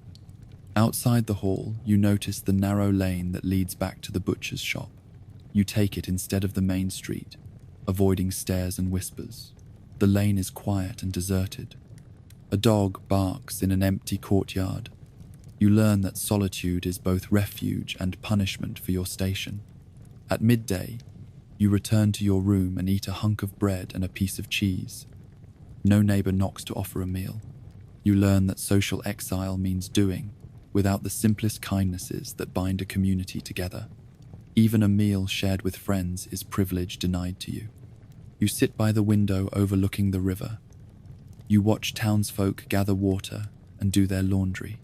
A mother douses her child's clothes in the water while the child splashes. You learn that these ordinary bonds of life are invisible to you. You cannot step close enough to share in them. In the afternoon, you train with your assistant in the yard beside the slaughterhouse. You teach him the motions of the blade and the noose. You learn that your only companionship lies in those who share your burden. The assistant is as much outcast as you. Together you forge a bond that stands in for the community you cannot join. When your lessons end, you return to your room and hang your tools on hooks drilled into the wall. Each piece of steel glints in the firelight. You learn that your tools are both your livelihood and another barrier between you and the world. Once you hold the axe or sword or torch, you become more myth than man. As evening falls, you hear laughter from the tavern corridor below. You know you cannot join. The door remains locked and the key holder is away at dinner. You learn that entertainment and respite are pleasures reserved for the accepted. You close your door and lean against it, pounding your heel in frustration. You light the single lantern and walk to the window. You see the tavern's sign swinging in the lamplight. You imagine the warmth within and the camaraderie at the tables. You learn that longing for company can hurt more than solitude itself. At night, you lie on your straw and stare at the rough beams overhead. You think of your place in the town, the man who must kill so others may sleep in peace. You wonder if any neighbors ever pray for you or fear you when they dream. You learn that isolation weighs on the spirit as heavily as the hood weighs on your brow. In the silence, you resolve to maintain your oath. You accept the exile as part of the office. You learn that the executioner's role demands acceptance of solitude. In the quiet, you steel yourself for another day in the square. You drift to sleep with the distant hum of riverside life drifting in through the window, a world apart from your own. You wake in the dead of night to the echo of distant bells tolling a death elsewhere. Even when sleep finally finds you, it brings no rest. You learn that the executioner's work claws its way into the mind and transforms every dream into a haunted corridor. In your dreams, you walk through the scaffold square alone. Torches flare in the mist around you. The crowd's faces blur into a single dark shape pressing toward you. You hear a chorus of murmured voices calling your name, demanding you swing the axe or light the fire. You learn that in your sleep you remain on duty, haunted by the weight of every life you have taken. You awaken with sweat, soaking your shirt. The sheets cling to your skin like cold judgment. You sit on the edge of your plank bed and trace your fingers along the hood hanging on its peg. You learn that the hood is the only thing that hides your face in life, as well as in dreams. You reach to touch its fabric and feel the shape of guilt pressing back. At breakfast, you move mechanically. Bread tastes like sawdust. Water tastes like the wash that cleansed your blade after last day's work. You learn that even the simplest acts become reminders of your role. Each swallow of food becomes an echo of the last meal shared by a man who no longer lives. During the morning, you train your assistant in the motions of the noose. As he learns to knot the rope, you recall how the condemned's eyes implored you for mercy. You learn that teaching another soul the craft forces you to relive the condemned's final moments in every swing of the blade and every loop of the rope. At midday, you walk through the square and pause before the pulpit. The preacher delivers a sermon on compassion. You learn that the words of mercy flow freely for the condemned even. As you stand ready to enforce the law, you feel the preacher's words reach into your chest and stir a mix of regret and resolve. Late in the afternoon, you visit the edge of the river to wash your hands. The water runs cold over your palms, and you see drops of blood and ash swirl away. You learn that no amount of washing can cleanse the memory of a life ended in your hands. You stare at your reflection in the moving water and hardly recognize the man looking back. That night you sleep uneasily. The lantern flickers on your threshold. Outside your door, you hear the scrape of wood as the guard shifts his post. Every sound triggers memories of the gallows creaking under weight and the axe blocks wood splintering under steel. You learn that isolation magnifies every recall and every heartbeat. In your dreams, you find yourself kneeling before a line of hanged bodies swinging gently in the breeze. The nooses dangle like endless loops of shame. A hush falls, and you see each face turn toward you, pleading with silent eyes for release. You raise your hand to silence them, and your hood drops away. Their faces are your own. You learn that guilt can mirror your own image back at you, until you can no longer tell executioner from condemned. You awake at dawn and stumble down the stairs. Your apprentice waits with coals for the pyre. You take his hand and steady him. You learn that your only balm is in guiding another through the work, sharing the burden so it feels less crushing. During the morning, you face another condemned man in the square.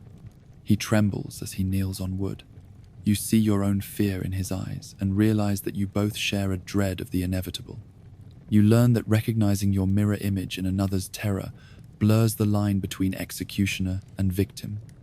You grip the axe haft and draw it up. The crowd falls silent. You feel each rib in your chest tighten as though pressed by iron rings. You bring the blade down and hear the crack of bone. You learn that delivering death in real time remains a shock, no matter how many times you perform it. Each act feels as raw as the first. After the deed, you return to the armory and lay aside the blade. You learn that each tool spent leaves a mark on your soul, even after it returns to its hook. You brush your hand over the steel and feel a tingle of regret. You retreat to your chambers and sit by the fire. You take out a small book of prayers and a piece of chalk. You write the condemned man's name on the stone floor, his crime, and the date of his end. You learn that recording names keeps them from fading into anonymity. You whisper words of forgiveness and hope that his soul finds peace even as your own remains restless. That evening, you light 2 candles, one for the condemned, just executed, one for your own, hope of absolution. You learn that in the quiet light you face both the man lost and the man who remains to carry on. In the darkness before sleep you pray for strength. You ask that mercy find a place in your heart, and that guilt not choke your spirit. You learn that the executioner's greatest challenge is not mastering tools of death but finding peace with the act of living afterward. As you drift into sleep, the hood rests beside you. You learn that the hood hides your face but cannot hide your soul. Each night you wear its weight in dreams and waking thoughts alike. And in each new dawn you carry its burden forward, knowing the toll on your soul will never fully fade. You receive the royal summons at dawn. A mounted messenger arrives at the edge of the square bearing the king's seal on thick parchment. You learn that when the sovereign calls upon you, neither custom nor conscience may stand in your way.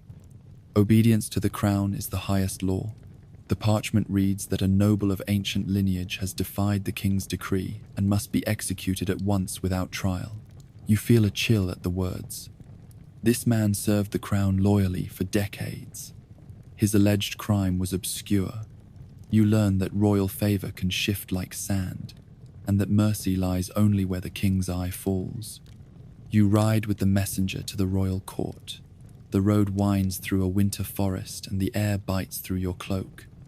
You learn that when duty calls, you must leave behind the square and the scaffold to serve the throne itself.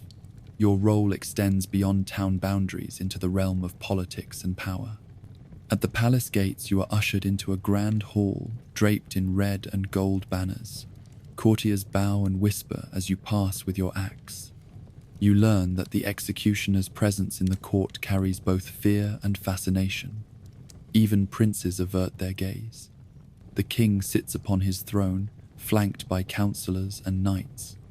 He gestures for you to kneel. His eyes are cold as he addresses you. You learn that to kneel before the sovereign is to place your fate entirely in his hands.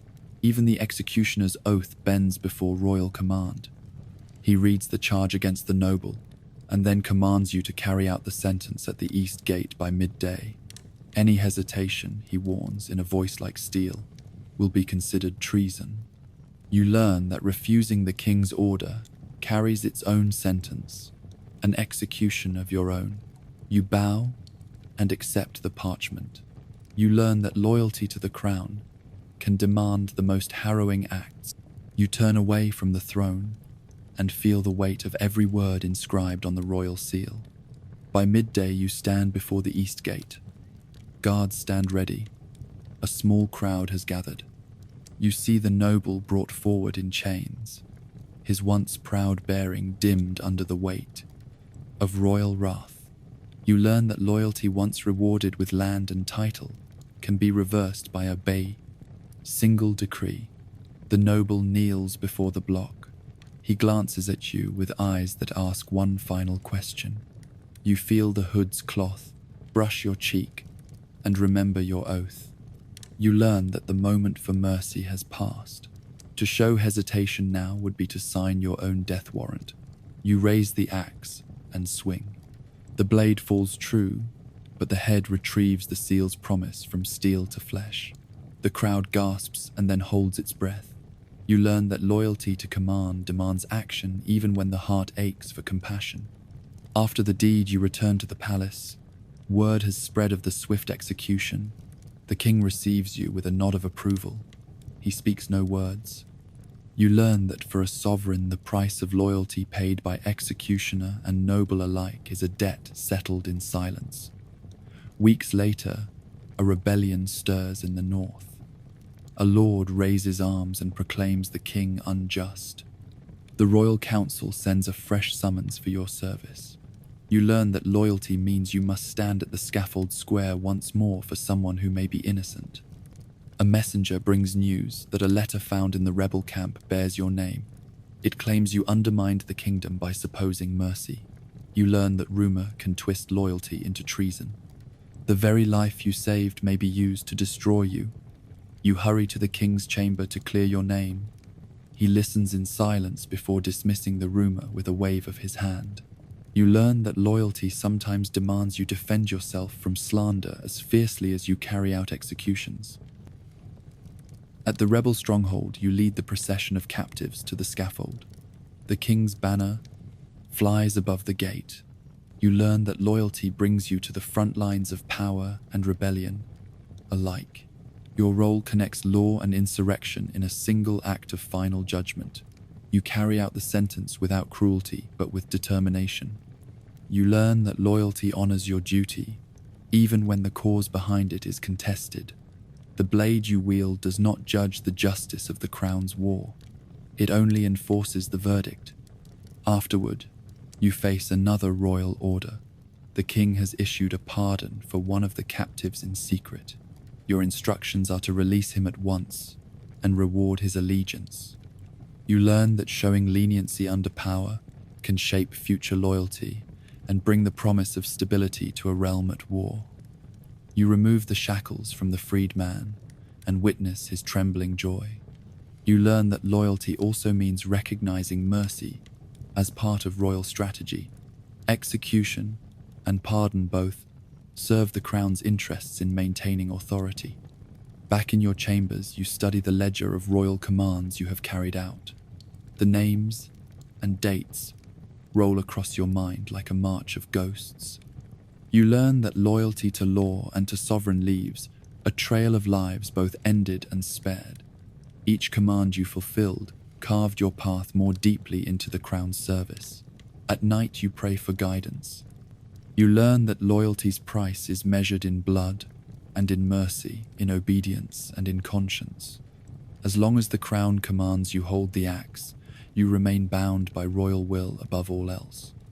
And so you prepare for the next summons, knowing that whatever life brings to the scaffold, square and beyond its gates, your loyalty demands you stand ready, axe in hand, hood at your pound, side, for the crown and for the law that it embodies. From the earliest days of public punishment, bards and poets found in the executioner a figure both feared and fascinating. Stories of the hooded man who bore the axe or stoked the pyre spread across taverns and market squares. In ballads, his image grew larger than life. He became the silent avenger who stood at the crossroads of justice and mortality. You learn that myth often eclipses the true lives of those who walked behind the hood. In one well-known song, the executioner is portrayed as a lonely soul haunted by every life he took. The chorus tells of midnight visits by ghosts whose whispered names call him back to the scaffold. Townsfolk sang it to warn children of danger and to remind adults of the weight of taking life. Yet the real executioner seldom saw spirits at midnight. He saw only cold steel, the rope, and the silent faces in the crowd. Another rhyme casts him as a figure of grim humor. It describes him humming a tune as he sharpens his blade and grinning behind his mask. The refrain mocks his profession even as it revels in his power. You learn that executioners became characters in satire, as well as solemn balladry. In both forms, the myth folded his identity into a symbol more than a flesh and blood person. Legends grew of an executioner who once saved a child from drowning by pulling him from the river. The tale claims that in gratitude, the townsfolk offered him membership in the guild. He rejected the honor to keep his solitude. This story turns a complex man into a simple hero or anti-hero. You learn that any spark of compassion or defiance found its way into folklore, often divorced from actual fact. In some ballads, the executioner is a judge, and jury rolled into one. He stands in for corrupt officials and rapacious nobles. The song describes how he chooses victims by spinning his axe like a wheel of fortune. He becomes an agent of chaos and fear. You learn that this image served as a way for commoners to express unease with arbitrary power. The executioner became the figure who could strike down any subject at whim. Romances of lost love sometimes feature the executioner as a tragic figure. A maiden pines for her beloved who sits on the scaffold awaiting the fall of the blade. In some versions, the executioner takes pity and releases the prisoner under cover of twilight. In others, he impales his own heart on the axe, rather than deliver the sentence. These tales blur the lines between compassion and duty, making the executioner a symbol of impossible choice. Tales of the executioner's family also populate the lore. Some claim his children grew up in constant fear. Others suggest his wife became a witch to banish the memory of his deeds. These stories turned executioners into pariahs who dragged their kin into isolation and mistrust. You learn that rumor often extended the executioner's alienation to his household, deepening the sense that his role placed him beyond society's bounds. In illuminated manuscripts, executioners appear as grotesque figures with elongated hoods and twisted tools. Artists exaggerated the shape of the hood so it resembled a bird's beak. They drew the axe with flames leaping from its blade. You learn that visual art fed the myths that ballads spun, reinforcing the executioner's position as a creature half human, half demon. The church, too, contributed to the executioner's legend. Sermons warned of sin and death, delivered by the executioner's hand. Preachers urged congregants to view the executioner's presence as both a sign of divine justice and a reminder of mortal sin. You learn that religion used his image as a teaching tool, making him both a messenger of God's wrath and a warning of hell's flames. Over time, the executioner's mask and tools became motifs in morality plays. Actors portrayed him leading characters like greed, envy, and pride to their grim fate. His role in these plays was to underscore the final consequence of sin. You learn that theatre transformed him into a universal figure of judgment, rather than a specific man performing civic duty. As printing spread across the land, broadsheets and cheap chapbooks circulated stories of famed executioners.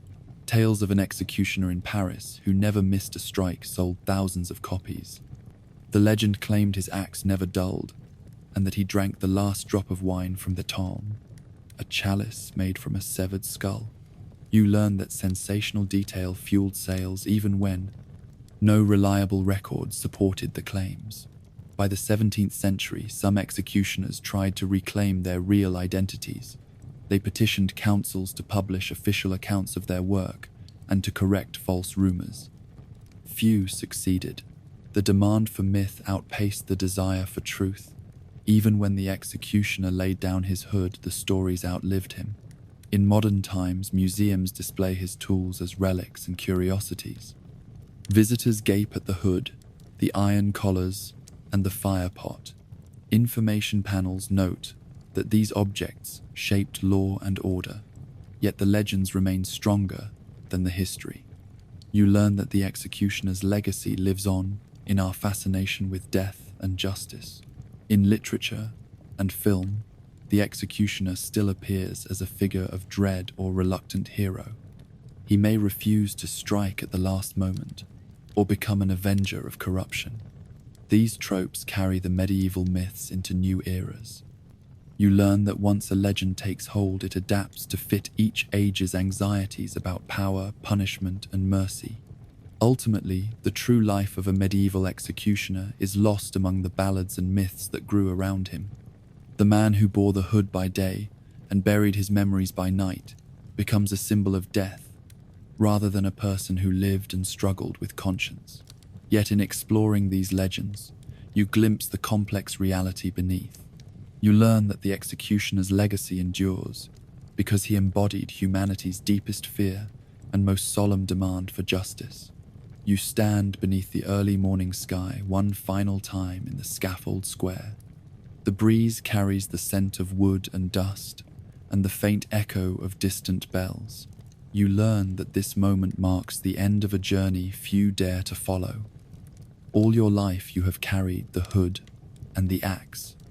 Each day you donned the mask, stepped onto the platform, and served as the crown's instrument of death.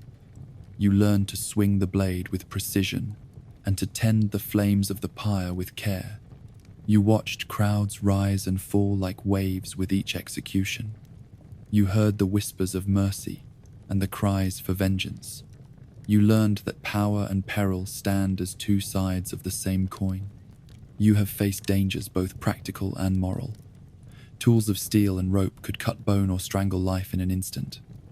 Flames you tended could rage out of control and destroy more than the condemned alone. You were always on guard for splinters, backlashes, or sudden gusts that turned ritual into accident. You learned to measure every motion and to respect the hazards hidden in plain sight. Beyond those tangible perils, a deeper hazard lay in your heart. Every life you ended left a scar upon your soul. Nightmares of swinging nooses and falling heads stalked your sleep. In your dreams, the condemned held your gaze and asked for mercy until you awoke in sweat and regret. You learned that no amount of steel can shield the spirit from the weight of taking life for another. Yet you also held a peculiar form of power. When you stepped onto the scaffold, the law spoke. Through your hands, the hood hid your face but not your authority. The crowd asked no questions of the man beneath the cloth. They asked only for certainty and finality. You learned that to wield that power demanded discipline born of fear and responsibility born of necessity. You were bound to obey every command of the magistrate and the sovereign, yet you also felt the paradox of your station. In the square you stood above all free men and women. For the moment you held power over life and death. Outside the square you were shunned and barred from guilds and taverns. You learned that power granted in one place demanded exile in Bend. Another. Your home lay above the slaughterhouse on the town's fringe. You shared walls with butchers and tanners, yet not with neighbors. You ate alone and slept to the sound of bleeding animals. You learned that your public role forced private isolation. In the rare moments when mercy arrived, you trembled at the choice between obedience and compassion. A reprieve from the crown could save a life but cost you favor or invite suspicion. You learned that mercy was a second hazard. To grant it was to risk the sovereign's wrath. To refuse it was to risk your own conscience. Over the years you trained apprentices in the art of execution. In their hands you glimpsed echoes of your own fear and dedication. You learned that passing on the hood and the axe was both gift and curse. You taught them precision with steel and patience with flame, but warned them of the solitude that came with the role. In time, your own strength began to fade. Your arms ached with every swing, and your lungs ached with every breath of smoke. Yet your mind remained keen on every tool and every ritual. You learned that the body may tire, but the weight of duty can never be laid aside.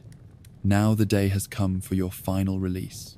The crown has named a successor and bids you lay down the hood and the axe. You feel a knot in your chest as you face the empty scaffold square. You learned that no tool carried as much weight as the hope that one day you would be free of them. You walk the path to the east gate one last time. The crowd gathers in silence at your approach. They know a chapter of their history ends today. You learn that the executioner's presence has defined their fear and shaped their stories for generations.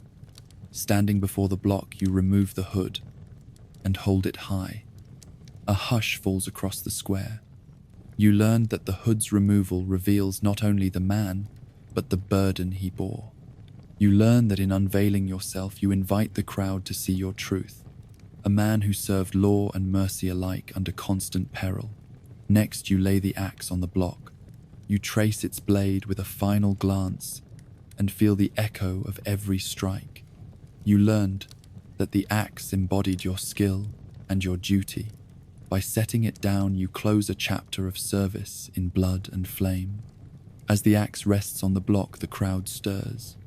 Some clap a single hand, others bow their heads in quiet respect.